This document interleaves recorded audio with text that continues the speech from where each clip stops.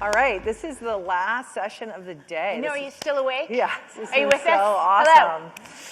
All right, so Jennifer Garner, let's see. Actress, humanitarian, most photographed mom since Jackie O, I think. Responsible for the Oscar meme that practically broke the internet.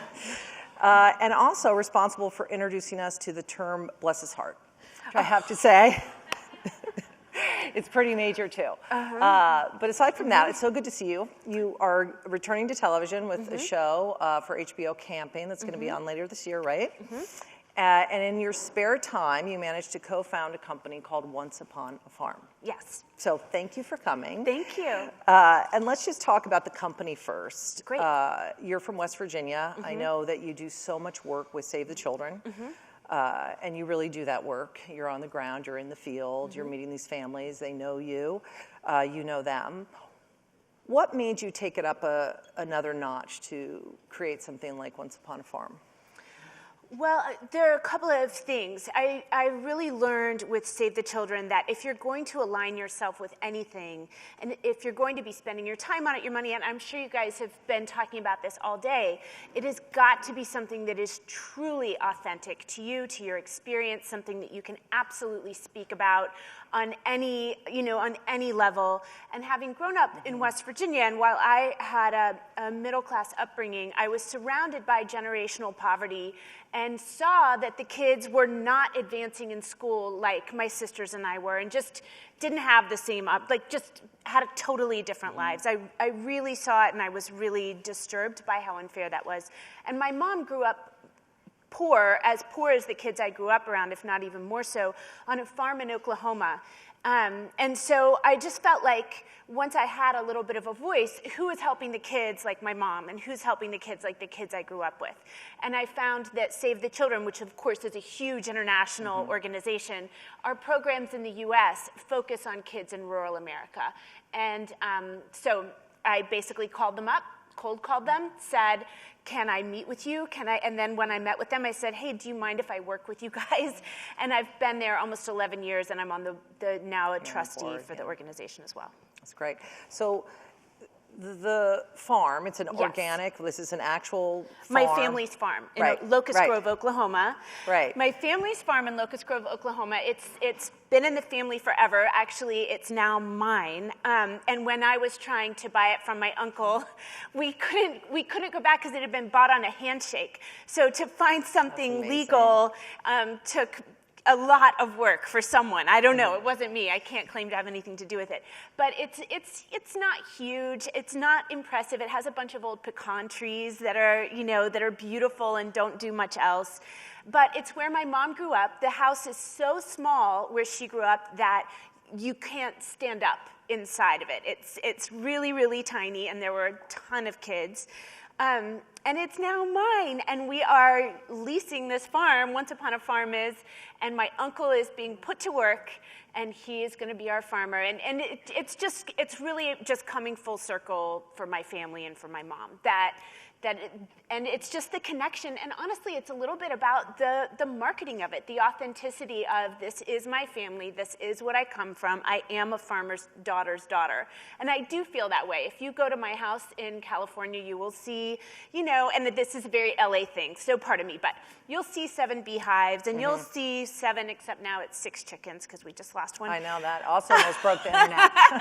And you'll see a huge, a little orchard and a bunch of blueberry bushes and a garden that we eat out of every single day of the world. And there's nothing better. I feel so lucky to live where everything grows.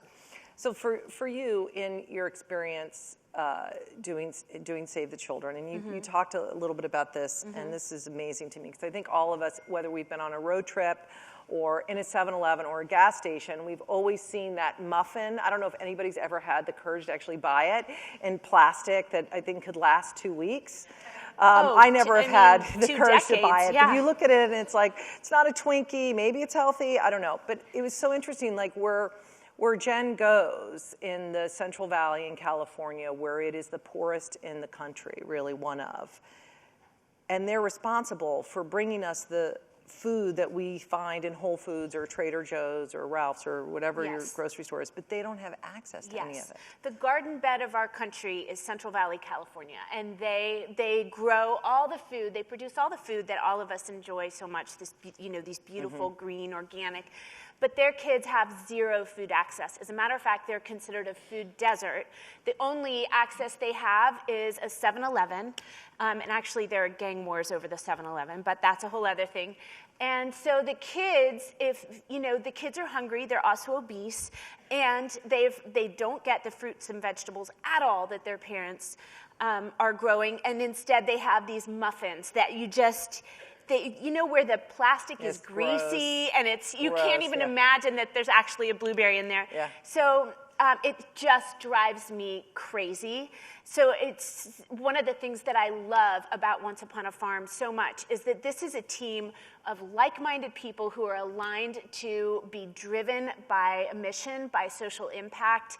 The first rattle out of the box, it was all about how are we going to partner with SAVE, thank goodness, which is great for me because I realized in order to be part of a business, it has to be aligned with the work I do with SAVE. I've done it too long. It's too much of who I am.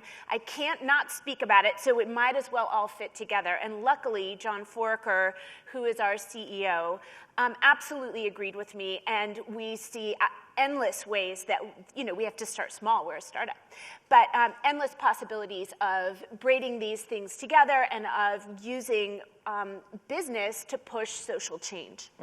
And what you grow in the farm is going to be geared towards children and kids, right?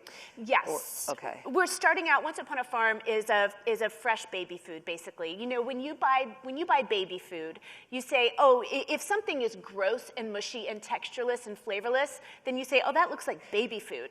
And you think about it, why are there, 20,000 stores across the country where you can buy fresh pet food, but nobody is selling fresh baby food? Instead, we open these things up and it's mush, or we have a pouch and you look on the back and it's from concentrate, or it's from juice, or it's got all of these additives and preservatives, and when you squish it out, it doesn't look anything like the food that you are trying to feed your child. And so obviously the best thing to do is to be able to make homemade healthy food, and I did that for my kids. I steamed it and I ground it, and I would go to the restaurant and sit there and grind it and do the whole thing, and it's great, and we'll offer the recipes of what we're making to people who want to make their own food. But it's not easy, and we're all really busy. And for the times when you want to feed your kids something that is as nutrient rich and textured and tasty as what you would make, this is the obvious answer. We're the first. We're the first to be out there selling. It's called HPP. It's cold press. When you buy a juice at a juice place and it's sitting there and you think, how is that as fresh as they say it is? It's because it's high pressure processing, where it's under 87,000 pounds per square inch, and it just knocks out all the pathogens or bacteria. And it's just a new technology to process food without heat, which kills everything good for kids and all the nutrients and all the good stuff, and keeps it alive and vital. And the only difference is you'll find our stuff in the refrigerated section. It will be. It will be. All right, well, let's talk about kids. Let's talk about moms. Let's talk about life. And all the things that you do, and obviously you're returning to television. You have this really fun comedy. I can't wait. HBO Camping. It's with Lena Dunham and Jenny Connor, who brought us Girls. Yes. How do you balance all of this stuff and still have energy, still manage to work out, still are generally in a good mood? You don't balance it. That's the truth. You really don't balance it. You balance in chunks, or you balance in you just don't. I mean, right now I'm in production. It's all about production. If I'm not in production, I'm with my kids. If I work out, it's it's a crazy hour of the morning. Go ahead, say it, 4 a.m. Whatever. Go ahead. That is part of the job. So that is part of what you do. And actually, I'm famously used to it because it's what I did on Alias, and it turned out that I like to start my day like that. And I like to start my day that early. And so luckily it fits me. But Do I see my kids as much when I'm in production as when I don't? No. And do I spend as much time in Berkeley working on Once Upon a Farm with the people and, absorbing, being part of everything? No. But if you have brilliant people scheduling you, then something like this can slot into production, or trips to all the different grocery store retailer meetings and, can slot in. Or I can say, I really want to go and see where our food is made and what it looks like. What does that factory look like? And they can figure that out for me. What is the most rewarding thing for you when you go into, let's just say, Bakersfield, or you go into poverty in your home state of West Virginia? What is the most rewarding thing that you get from being with those mothers and with those kids? Well, I love meeting them, and I feel like it's a gift every home that I'm invited into, especially homes that are suffering from the stress and shame of poverty, to be invited in, and they don't know who I am, but to be invited in and included and told their story, and they're so hungry for someone to talk to. They're struggling. They don't have, their kid is in a dirty diaper, and they don't have a book in sight. And to feel like I can just be part of I can be a voice for them. And that is something that makes me really proud. And it made me realize early on with my work with SAVE that even as much fundraising as I do, as much as I go to the Capitol and advocate, whether it's on the state level or the federal level, it had to be balanced with home visits. It had to be an equal measure. Yes, I'll do all the work you guys wanted me to do in high heels, but in equal measure, I've got to be on the floor with kids, listening to what the moms are going through all across the country. And you've been involved for 12 years, right? What kind of changes have you seen in that 12 years?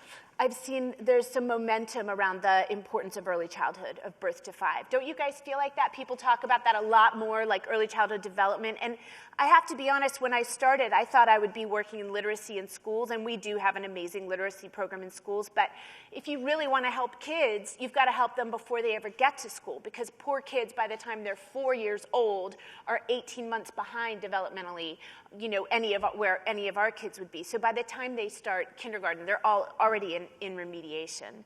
So it's just about, and then when you kind of transfer that over into thinking about business, it's how you do anything is how you do everything. So if I'm going to be a mom full force when I'm a mom, and if I'm going to be at work full force when I'm at work, and if SAVE is full force, then Once Upon a Farm has to be important enough to me that it gets me full force as well.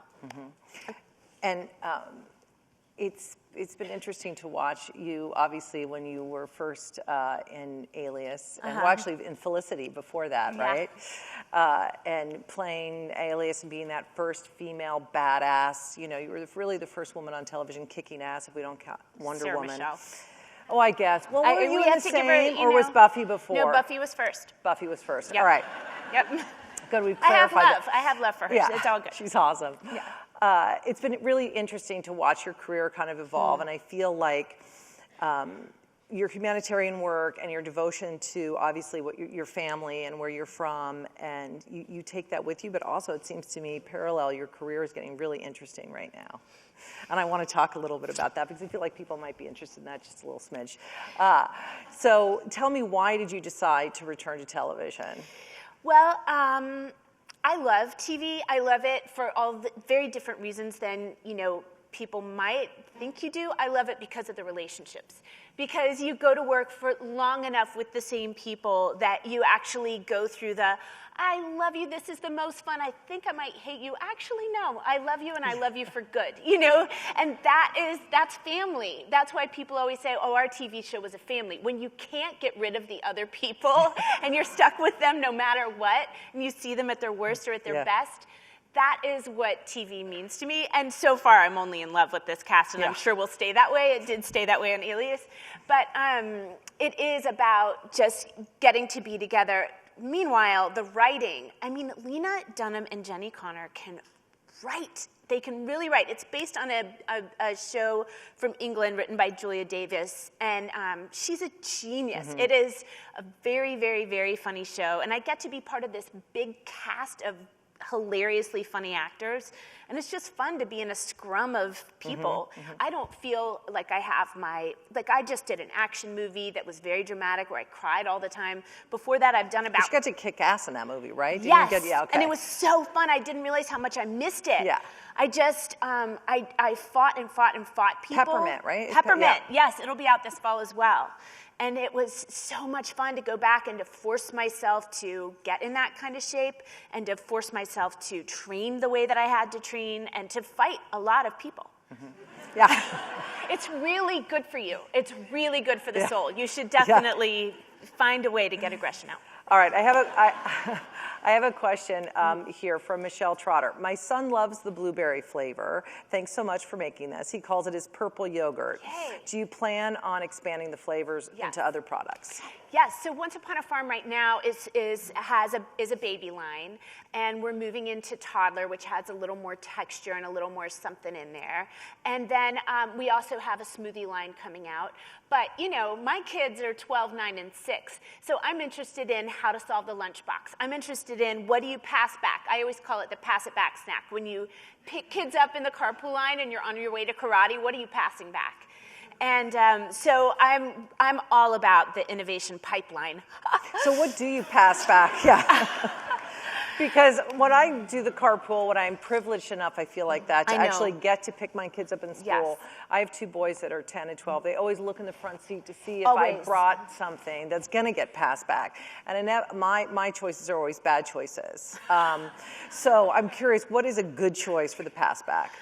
Well, my son is 6. He's in kindergarten, and he is just hungry all the time. Boys are so fun. Yeah, they eat every 90 minutes, basically. Yeah, yes, and so he meets me as he's running out of school. He says, "Did you bring a snack?" It sounds like one word. "Did you bring a snack?"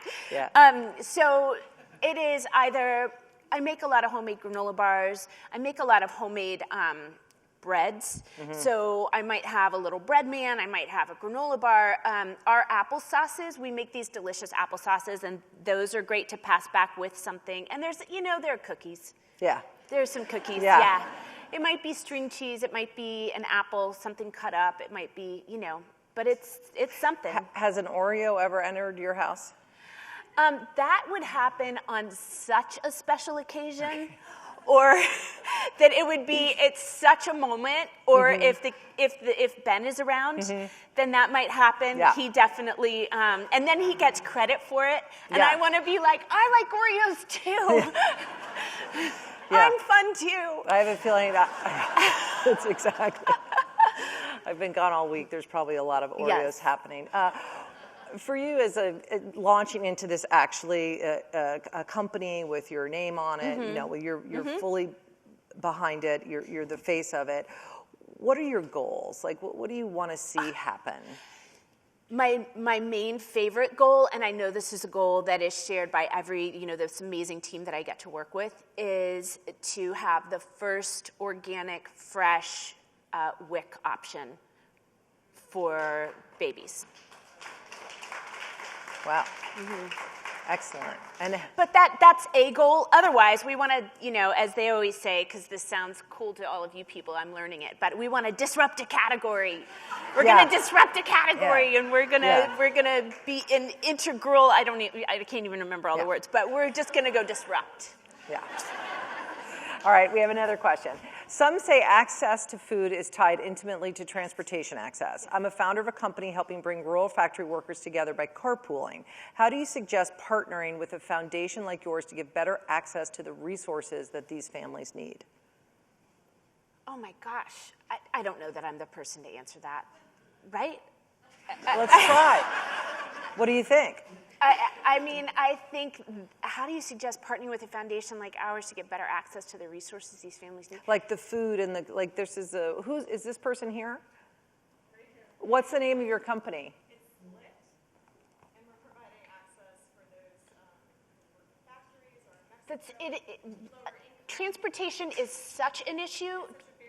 It's such a barrier to everything, to health, to doctors, to being together, to being in community. People just are isolated out on their own on farms or on not even farms, and all over this country. So I love what you're doing. And as far as getting access to food to pass out to people to take, I mean, it just sounds incredible. I can give you somebody at Save the Children a call if you want. Okay, so great. Awesome. Well, it's great to have you here. I always love catching up with you. Doing. You always make me feel. I don't know how to bake any bread, but I do like knowing. Bake bread. I do like knowing that you bake bread. Somehow I feel better about that, knowing that it's okay in the world, and that your kids are, that it's awesome. Mm-hmm. It's really good, and I'm looking forward to seeing the stuff and what you do. And I hope you come back and tell us what else is going on and I know. And the I mean, success next of year it. I'll actually, I have to write down during every meeting that we go to, I write down lingo as fast as I can.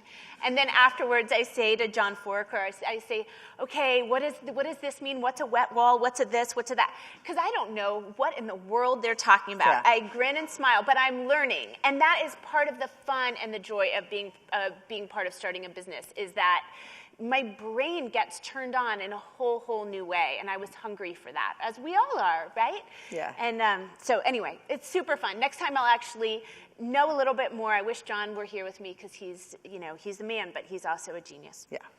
Well, in case anybody's hungry for a cocktail, this basically concludes the day of Founders Fair. So we're so excited from Vanity Fair. It's thrilling to have you guys here. This is our second year doing it. I hope there's many, many more. And I would invite everyone to join us out in the reception area for a cocktail party. Thank you so much for indulging me, and thank you so much. Great.